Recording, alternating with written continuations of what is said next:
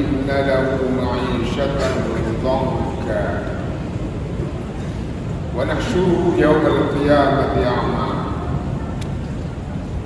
قال لم حشرتني أعمى وقد كنت بصيرا قال كذلك أتتك آياتنا فنسيتها وكذلك اليوم تنسى.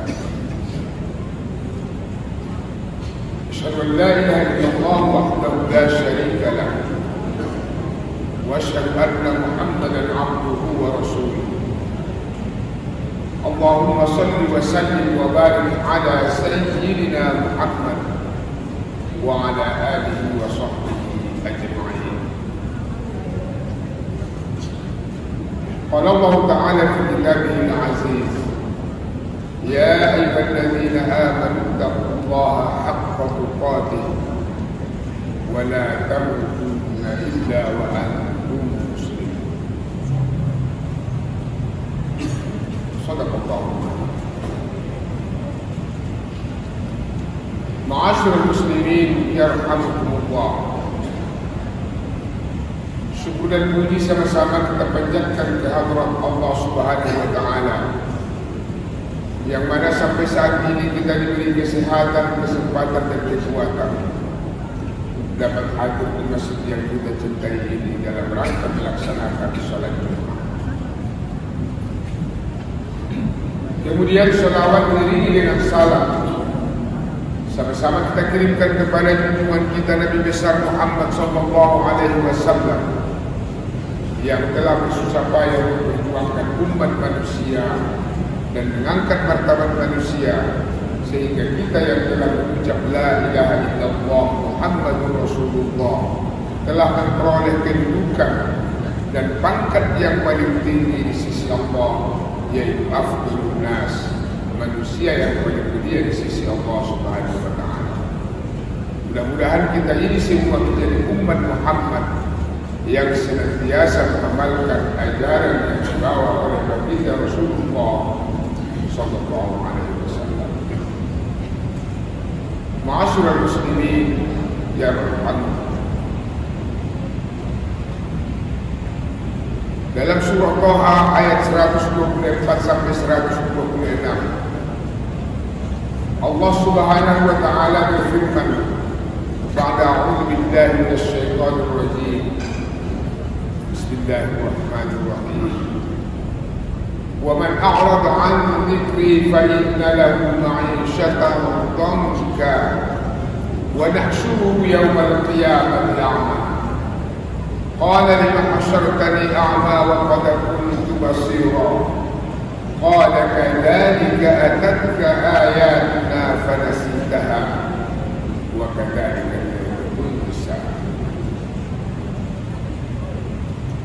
Dalam ayat ini Allah Subhanahu wa taala menjelaskan barang siapa yang berpaling dari Al-Quran, barang siapa yang berpaling dari ajaran Al-Quran, barang siapa yang tidak mau mengamalkan Al-Quran, barang siapa yang tidak mau menerapkan Al-Quran dalam kehidupannya, fa inna lahu ma'isyatan dhanka, maka sesungguhnya dia akan mengalami kehidupan yang sempit. Dari ini dapat kita ketahui bahwa dengan mengamalkan Al-Quran, dengan membaca Al-Quran, dengan menerapkan Al-Quran di dalam kehidupan kita, Al-Quran akan membawa kebahagiaan, baik dalam rumah tangga, baik dalam bermasyarakat dan bernegara. Dalam ayat ini Allah Subhanahu wa taala menjelaskan bahwa orang-orang yang berpaling dengan Al-Quran, apabila dalam salah satu keluarga orang tua tidak memberikan didikan Al-Quran kepada anak-anaknya, apabila orang tua tidak mengajarkan Al-Quran kepada anak-anaknya, yang pastinya nantinya anak-anak ini akan melakukan bermacam-macam kejahatan dalam masyarakat. Yang anak ini akan menjadi anak yang durhaka kepada orang tua, dan juga anak yang tidak berguna berguna kepada masyarakat bangsa dan negara. Maka dalam keadaan seperti itu, apabila anak tidak mau mendengarkan perintah orang tuanya, apabila anak sudah terjerumus dengan narkoba, apabila anak telah melakukan hal-hal sumbang yang tidak sesuai dengan nilai-nilai Islam, maka orang tua akan mendapatkan kesusahan dan mendapatkan kehidupan yang dia tidak rasakan seandainya anaknya ini anak yang baik. Oleh itu, orang tua bertanggung jawab untuk mengajarkan Al-Quran kepada anak-anaknya dan kepada generasi kita. Maka dengan demikian Al-Quran akan membawa kebahagiaan di dunia dan di akhirat.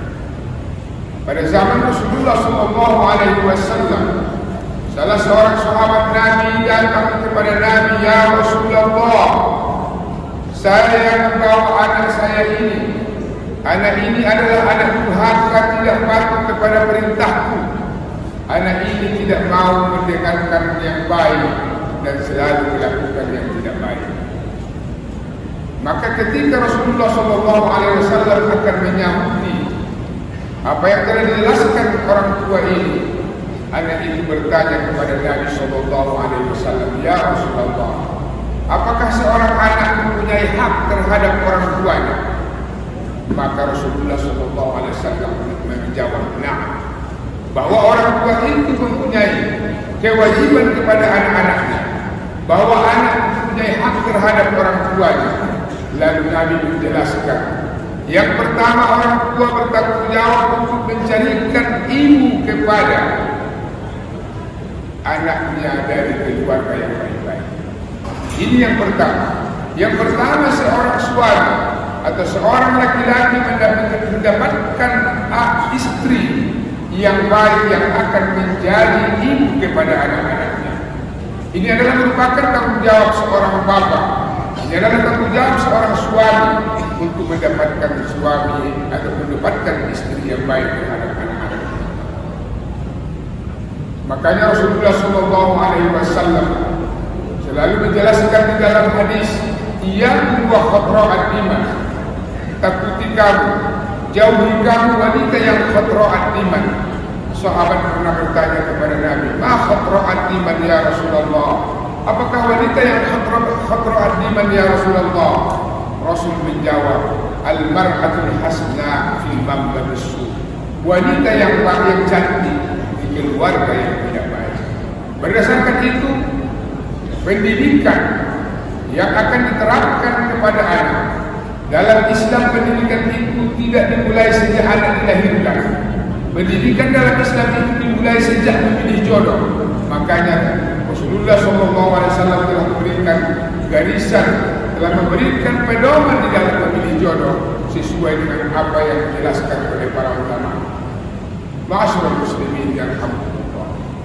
Yang kedua, Rasulullah menjelaskan bahwa apabila anak sudah dilahirkan, orang tua berkewajiban memberikan nama yang baik kepada anak-anaknya.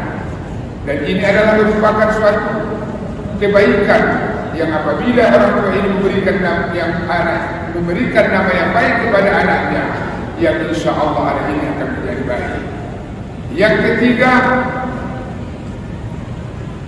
seorang bapak bertanggung jawab untuk memberikan didikan Al-Quran. Berikan didikan Al-Quran kepada anak-anaknya. Apabila yang tiga ini telah dilaksanakan oleh orang tua, memberikan ibu yang baik kepada anak, memberikan nama yang baik kepada anak, memberikan didikan Al-Quran sesuai dengan apa yang dijelaskan Rasulullah SAW, "Min haqqil waladi 'alal walid an yuhsina isma."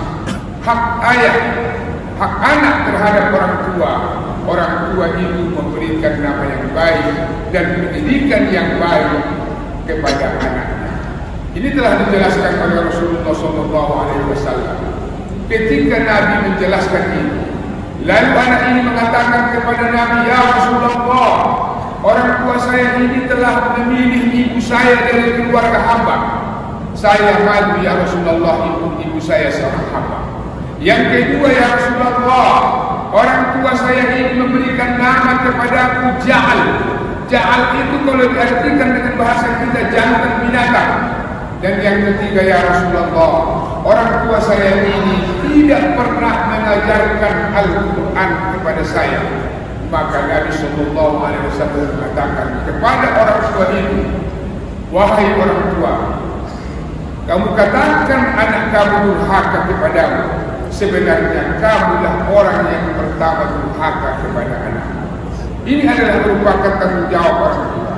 Maka Al-Quran ditanamkan kepada anak-anak. Orang-orang yang tidak ada dalam dirinya itu Al-Quran.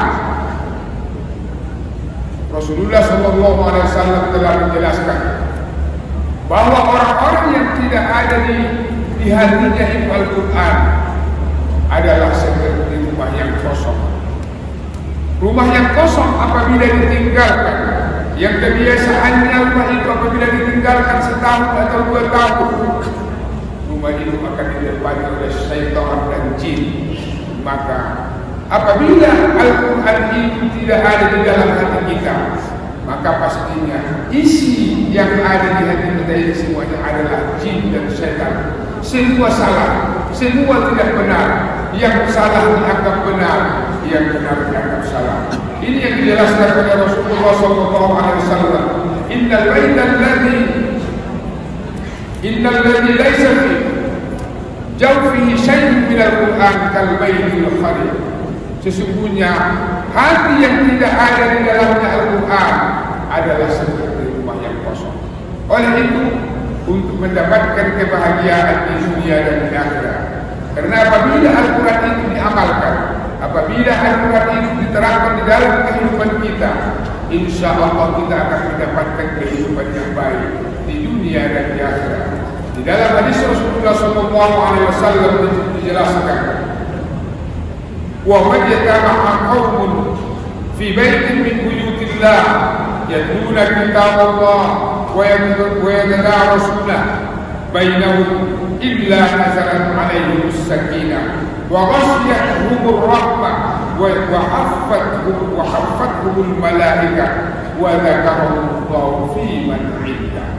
Orang-orang, barang siapa atau suatu kaum yang berkumpul membacakan Al-Quran, mereka itu membaca Al-Quran, membaca kitab Allah, mereka itu mempelajarinya dengan baik. Sesama mereka itu membaca Al-Quran, nazalat alaihimus sakinah. Mereka akan mendapatkan sakinah, ketenangan dan kesejahteraan.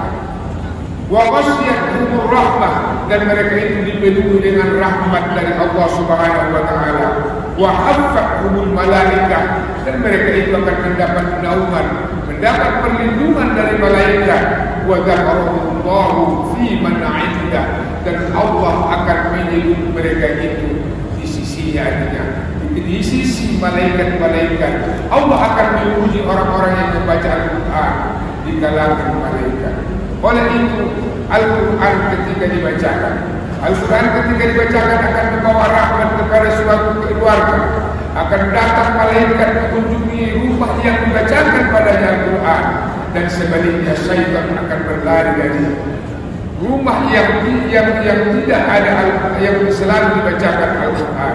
Tetapi apabila Al-Quran tidak pernah dibacakan, maka syaitan yang akan datang, malaikat akan meninggalkan rumah itu.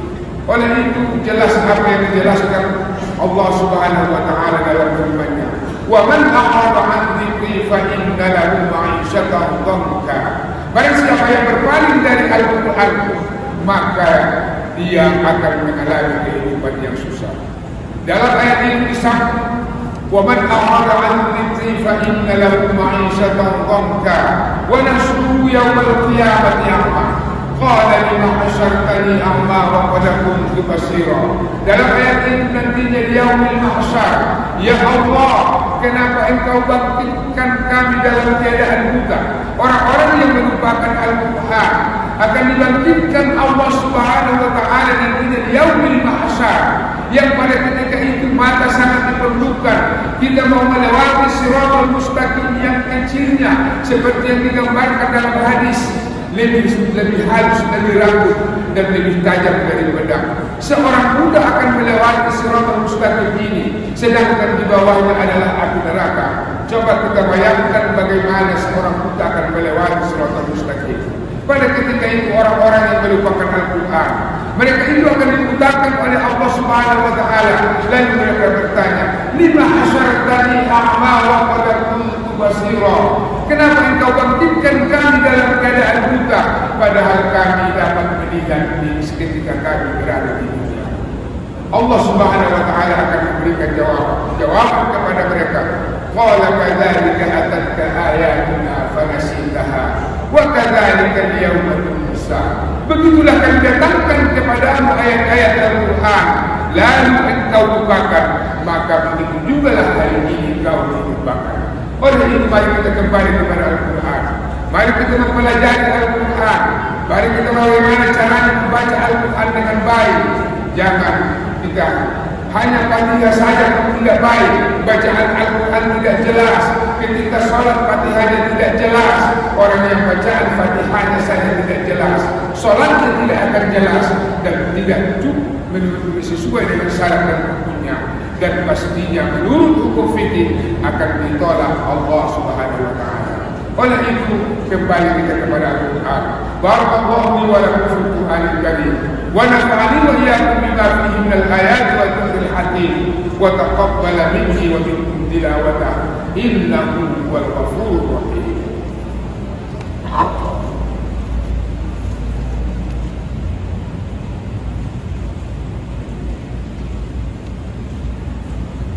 Alhamdulillahilladzi nahmaduhu wa nasta'inuhu wa nastaghfiruh wa na'udzu billahi min shururi anfusina wa min sayyiati a'malina. Man yahdihillahu fala mudilla lahu wa man yudlilhu fala hadiya lahu. Asyhadu an la ilaha illallah wahdahu la syarika lahu wa asyhadu anna Muhammadan 'abduhu wa rasuluh. Allahumma salli wa sallim wa barik ala sayyidina Muhammad wa ala alihi wa sahbihi ajma'in. Qala Allah ta'ala fi kitabihil aziz, ya ayyuhalladzina amanu taqullaha haqqa tuqatih wa la tamutunna illa wa antum muslimun. Wa qala ta'ala fi ayatin ukhra, inna Allaha wa malaikatahu yusalluna 'alan nabi ya ayyuhalladzina amanu sallu 'alaihi wa sallimu taslima. Allahumma salli wa sallim wa barik ala sayyidina Muhammad wa ala alihi wa sahbihi ajma'in. Allahumma ighfir lana wa lil muslimina wal muslimat wal mu'minina wal mu'minat al ahya'i minhum wal amwat innaka sami'un qaribun mujibud da'awat. Amin ya qadiyal hajat. Rabbana iftah bainana wa baina qaumina bil haqqi wa anta khairul fatihin. Rabbana la tuzigh qulubana ba'da idh hadaytana wa hab lana min ladunka rahmatan innaka antal wahhab. Rabbana atina fid dunya hasanah wa fil akhirati hasanatan wa qina adzaban nar. Ibadallah, inna Allah ya'muru bil 'adli wal ihsani wa ita'i dhil qurba wa yanha 'anil fahsya'i wal munkari wal baghi ya'idukum la'allakum tadhakkarun. Fadhkurullaha yadhkurkum washkuru 'ala ni'amihi yazidkum was'aluhu min fadlihi yu'tikum wa la dhikrullahi akbar wallahu ya'lamu ma tasna'un.